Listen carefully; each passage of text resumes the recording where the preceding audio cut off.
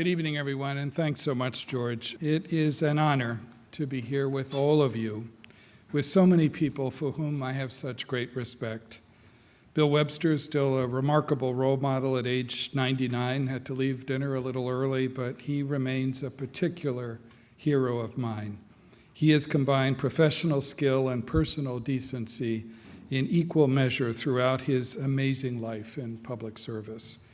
It's an honor to be in the company of tonight's other awardees, my friend Ann Patterson and Tom Brokaw and Joe McGuire, and I'm grateful to everyone who contributed to that lovely, if semi-fictional film, which obscures my many flaws and embellishes my strengths.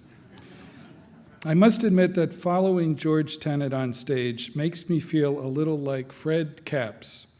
For those of you who, like me, were not watching the old Ed Sullivan Show on February 9th, 1964, Fred Capps was the very unfortunate Dutch magician who followed the first North American television appearance of the Beatles. And unlike Fred Capps or John McLaughlin, I don't even have any magic tricks to perform tonight. But thank you, George, for your incredibly gracious remarks. Thank you for the extraordinary example that you have set for every CIA director who has followed you, and thank you for a friendship which I will always treasure. There is certainly no one I'd rather be burned in effigy with than you.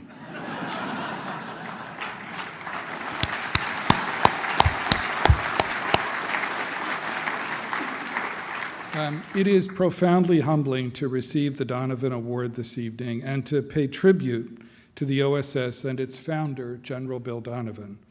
All of us are deeply grateful to you, Charles, and to all the members of the Society for keeping alive the audacious spirit of the OSS, which has inspired CIA officers for more than 3/4 of a century. And you also keep alive the spirit of OSS cocktail recipes, which have supplied a different kind of well-lubricated inspiration for many of us this evening.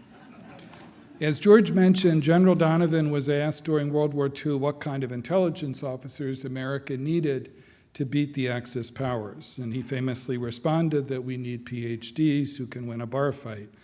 George is right that I qualify on the first part, the second not so much.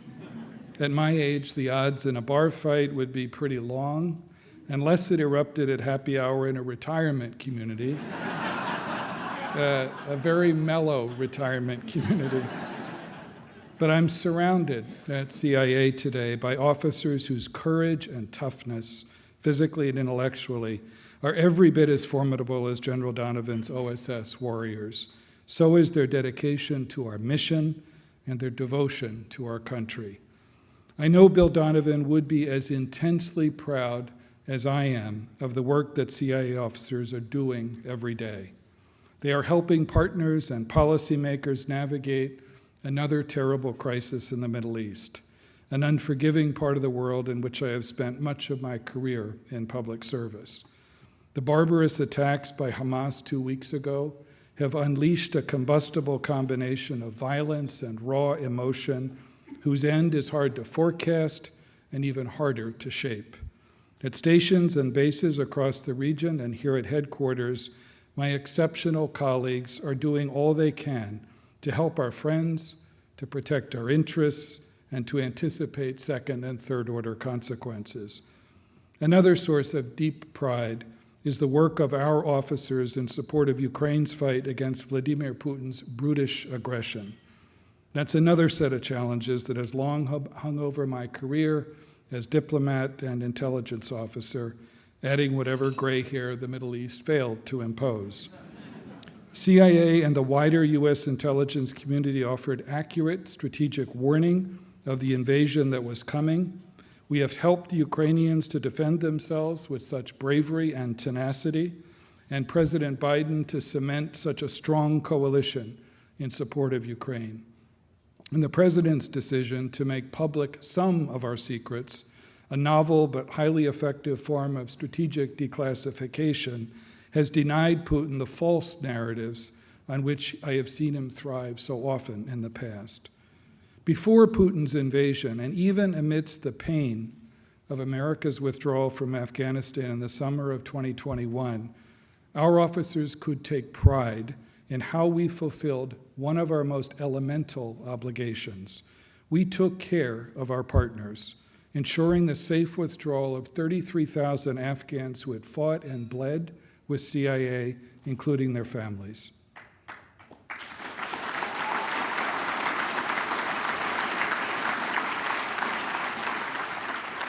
One year later, in the summer of 2022, we fulfilled another of our most elemental and enduring obligations to protect Americans from terrorist threats. It was not a small thing to conduct a successful strike against Ayman al-Zawahri, then the leader and co-founder of al-Qaeda, in a safe house in downtown Kabul without another casualty.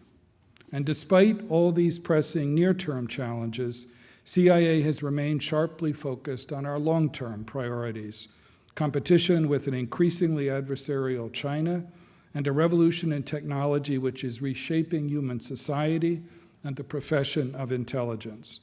As Bill Donovan would have understood very clearly, you don't really have priorities unless budgets and organization reflect them.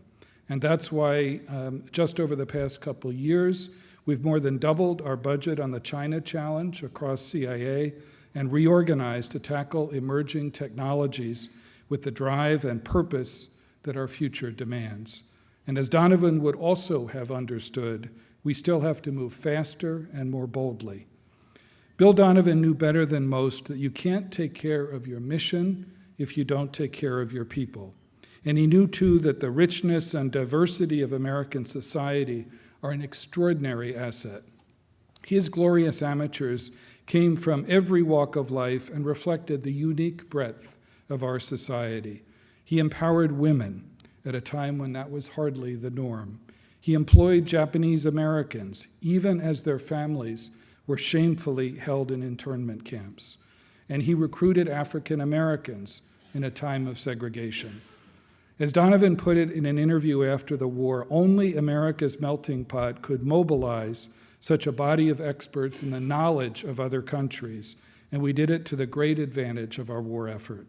That's even truer today than it was then, and General Donovan would be proud that last year CIA achieved historic highs in both recruitment of women and minority officers and in their promotion into the senior intelligence service.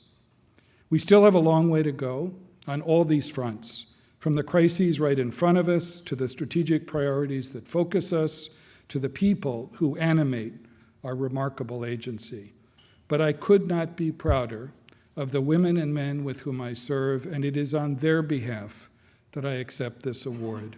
Every day of the nearly 3 years that I've served as director, I've been reminded in ways large and small of how fortunate I am.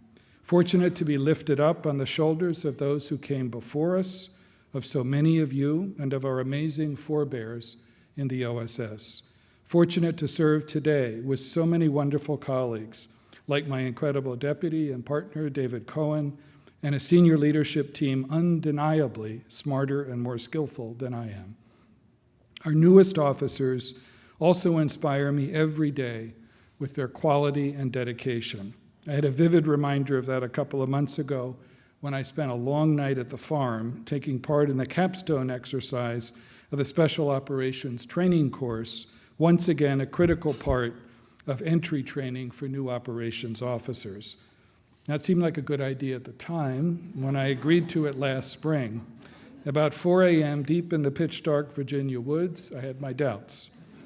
But it turned out to be the best experience so far of my time as director, a chance to see 4 platoons of new officers beginning to master the skills of their profession, and a chance to see them looking out for one another and developing the habits of teamwork that matter so much for our agency. At the end of the exercise, about 5 a.m., Delta Force conducted a hostage rescue operation aimed at rescuing what they had been briefed was a small group of CIA officers led by someone impersonating the CIA director. It was truly worth the price of admission to see the look on the face of the impressive major commanding the Delta team when he encountered a real live CIA director tied to a chair. It was